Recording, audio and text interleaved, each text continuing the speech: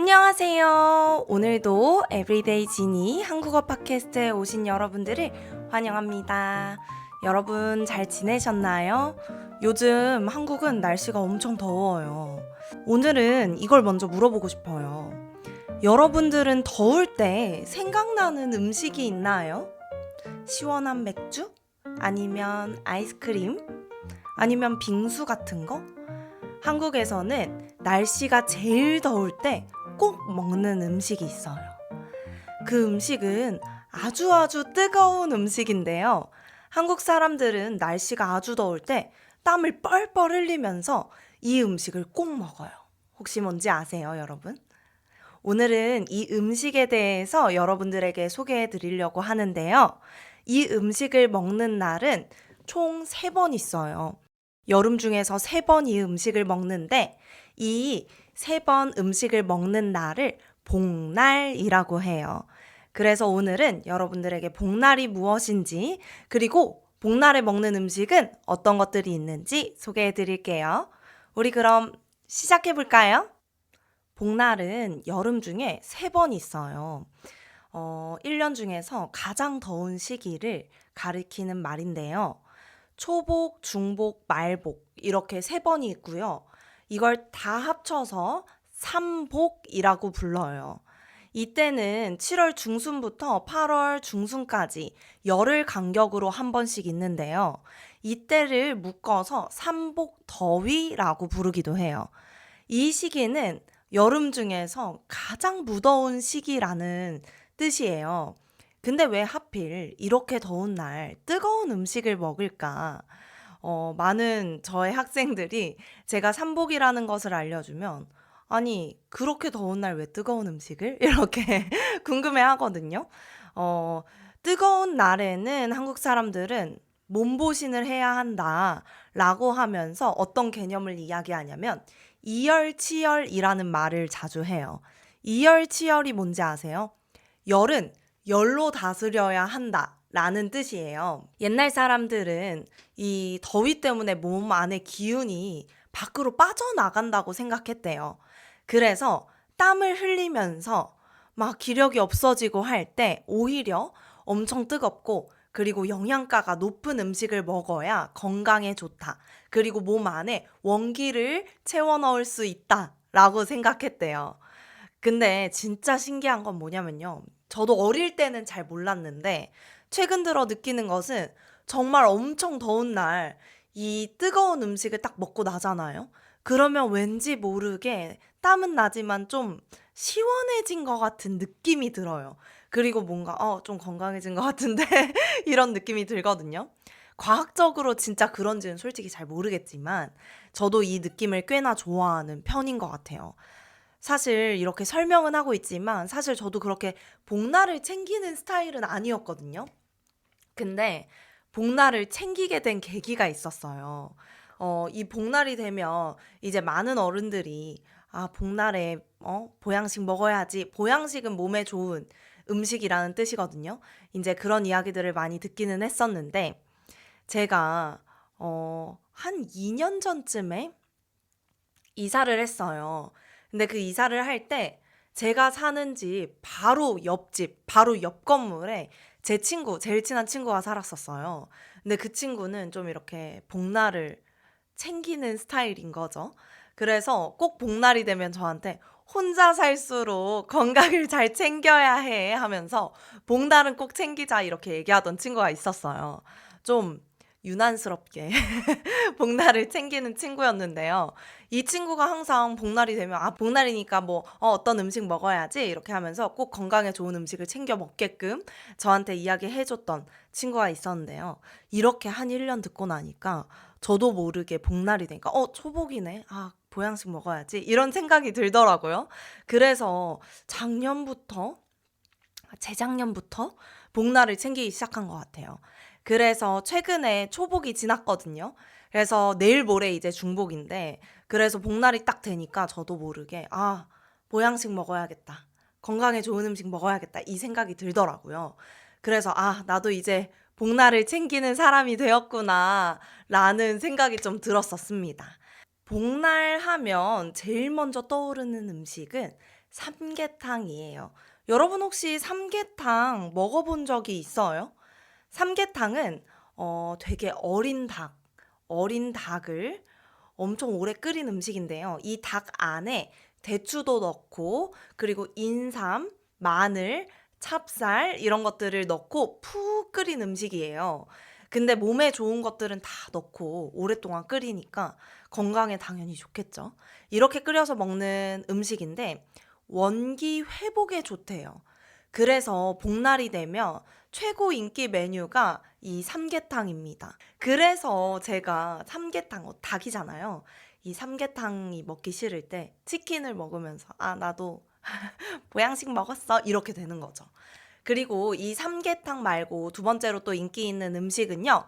바로 장어인데요. 장어가 물속에 있을 때 힘이 엄청 세거든요. 잡았을 때도 그렇고. 그래서 그런지는 모르겠지만 예로부터 기력이 없으면 장어를 먹어야 한다라는 말을 많이 들었던 것 같아요.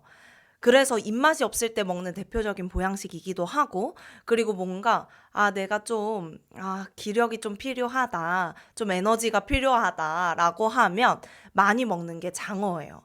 여름에 날씨가 너무 더우면 기력도 없어지고 막 입맛도 없어져서 아무것도 먹기 싫어지잖아요.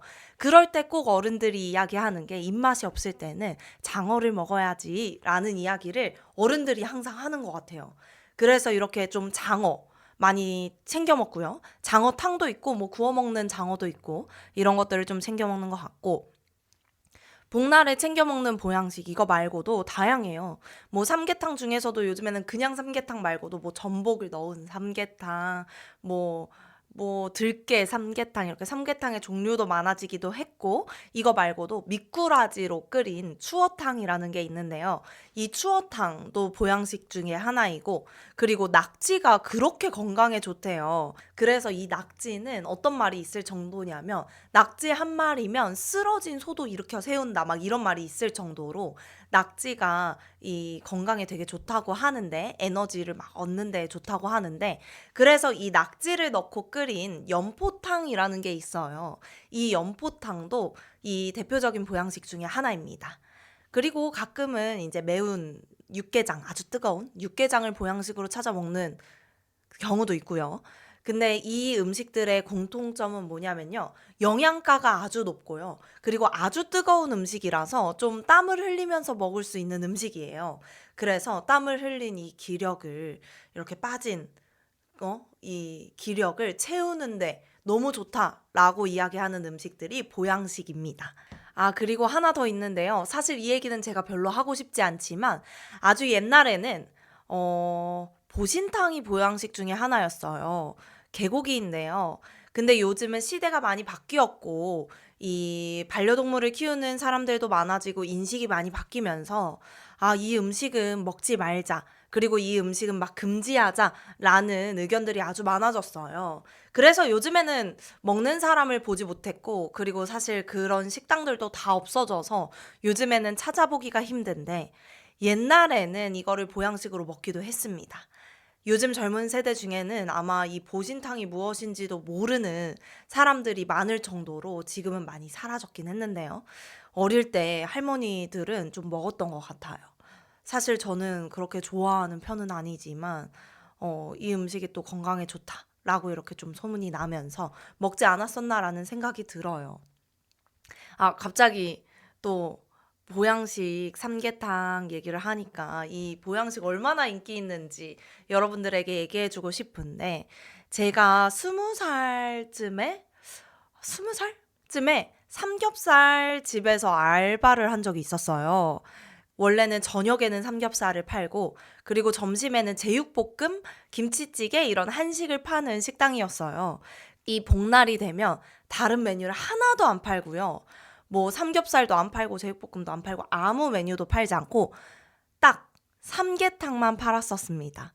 근데도 정말 신기한 것은 이 복날이 돼서 삼계탕을 팔잖아요.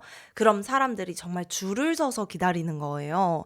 그리고 원래는 점심시간이 12시부터라면 막 어떤 회사들은 복날이니까 삼계탕 먹고 오라고 점심시간을 30분 땡겨준다거나 아니면 점심시간을 30분 뒤로 밀어준다거나 줄 서지 말고 먹으라고 이렇게 할 정도로 한국 사람들에게 이 복날의 삼계탕 아주 아주 인기가 많은 것 같아요. 원래 평소에는 줄 서서 먹는 식당이 아니었거든요. 근데 꼭 복날만 되면 사람들이 줄 서서 삼계탕을 먹었던 게 생각이 납니다. 그래서 요즘에도 이 복날에 삼계탕 먹으려고 식당 가보잖아요. 그러면 딱 점심시간에는 정말 줄 서고 있어요. 줄을 서서 기다리는 사람들이 아주 많고, 그렇게 해서라도 삼계탕을 먹으려고 하는 사람들이 아주 많은 것 같습니다. 그 많은 사람들이 이 삼계탕 먹는 이 복날 챙기는 거 그냥 전통적으로만 남아있는 거 아니냐, 옛날 전통으로만 남아있는 거 아니냐, 이렇게 생각하는 사람들도 꽤 있더라고요. 근데 의외로 지금 챙기는 직장인들 엄청 많습니다. 나이가 어릴 때는 20대 때는 안 챙길 수도 있겠죠.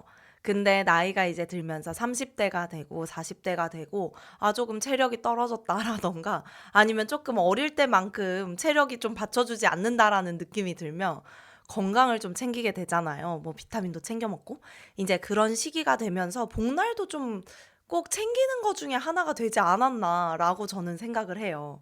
그리고 또 이제 재밌는 게 복날이나 뭐 이런 날이 되잖아요. 초복, 중복, 말복 이때가 되면 삼계탕이나 뭐 장어 가격이 살짝 오르는 경우가 좀 있었어요.